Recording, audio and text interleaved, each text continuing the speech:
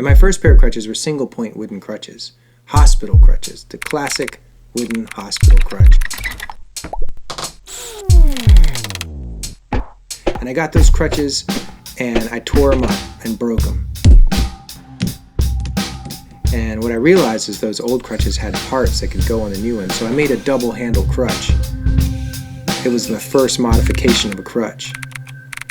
I was 8.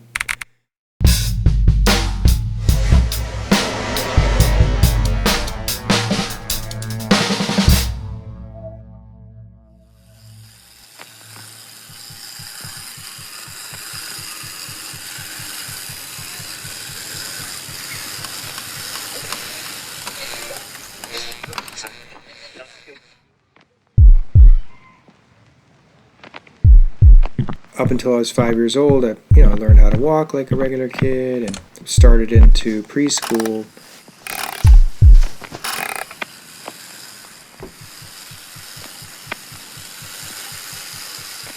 And one day, something really strange happened where my parents took me to the doctor. They called me in the room and asked me to walk back and forth. And then the doctor said, you can't walk anymore without crutches. And I knew that he knew I could walk, but he was telling me I couldn't walk. And it wasn't as if, if I walked, it would hurt right away. It was more that if I continued to walk for long periods, it would wear out my hip joint. But as a kid, you don't know any of that. All you know is that these doctors are telling your parents that you can't walk anymore, and so you get these things given to you. They're called crutches. Bill as a kid. I mean, to me as a kid, they weren't negative or positively sort of connotations were not there. It was just sort of, oh, I use these to walk now? Okay. All right, I'll try to do that. My brother, when I got my crutches, was jealous. He wanted a pair too. He was really upset that he didn't get any crutches, and my parents ended up getting him some crutches too, just so he could play on them, basically. And that's what we ended up doing. So my crutches, were spears, and, they were a gun, or I would lean them against something and they would be like a roof. And just use them for all sorts of things. The grabbers, I would reach for things far away and pull them toward me. And I was 5, 6, 7 years old, on the crutches, just learning all these sort of basic moves, how to keep up. And that's a really important thing when you're a kid. I had a brother 2 years younger than me that I was struggling to keep up with.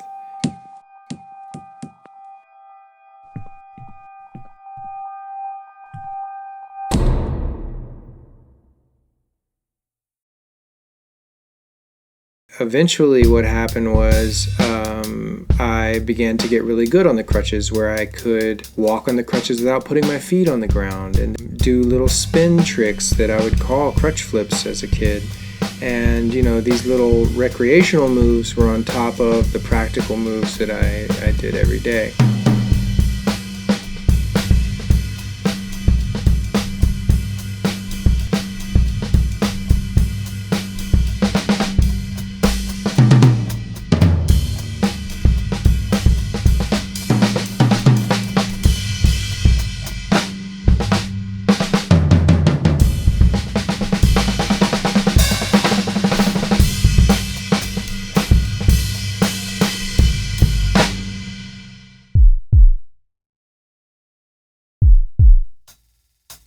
Then when I was 11, the doctor said, Bill, you can walk again. And so I did. I walked in with crutches, walked out without them.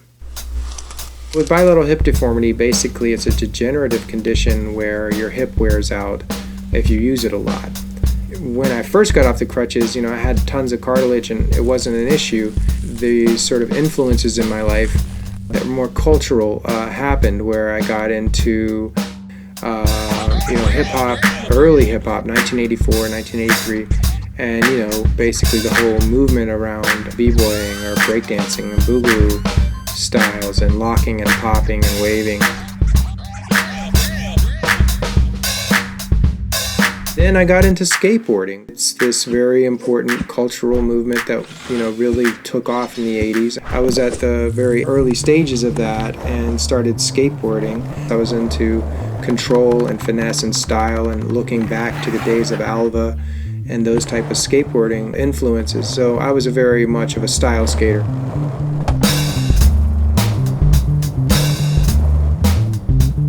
So I got into breakdancing, got into skateboarding, and really became an artist in my early adulthood. 16, 17, 18 years old, I started getting into metal sculpture, growing up in Pittsburgh with the band and steel mills, and went to the School of the Arts of Chicago. That's where the reemergence of my disability happened, where all of a sudden my hips started to hurt again.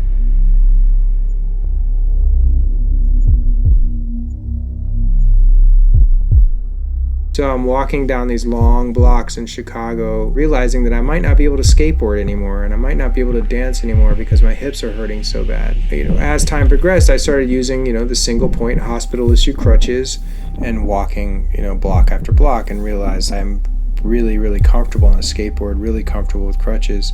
Why not combine them?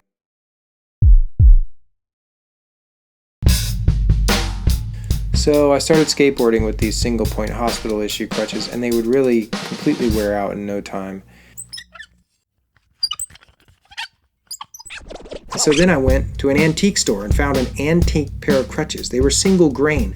Back in the day, they would take one branch of wood, slice it down the middle. What I didn't realize was this was so much stronger than these hospital crutches.